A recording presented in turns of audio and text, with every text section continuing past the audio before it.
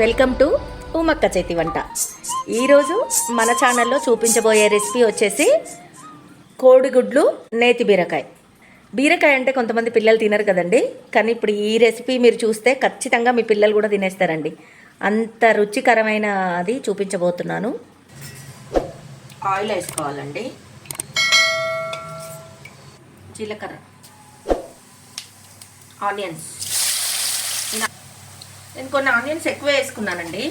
Egg combination, గుడ్డు combination కాబట్టి onions కొంచెం ఎక్కువ ఉంటేనే కాంబినేషన్ చాలా బాగుంటుంది.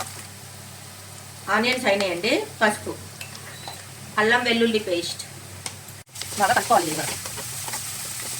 బీరకాయ ముక్కలు వేసేసుకోవటమే. ఇంకా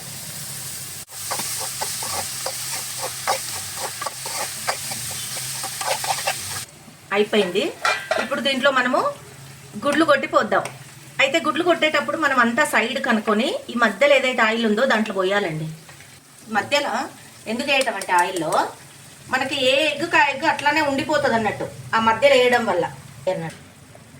3 eggs వేసుకున్నా. ఇప్పుడు నేను మూత పెట్టేస్తాను. ఇంకా ఒక 2 minutes అవి కొంచెం కావాలండి. లో ఫ్లేమ్లో పెట్టుకున్నా నేను. చూద్దామండి.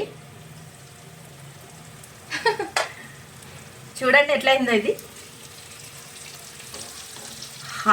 ఇలా కారం, ఉప్పు, ధనియాల పిండి. కారం కొంచెం ఉడికే అంతవరకు మనము లో ఫ్లేమ్లోనే పెట్టండి.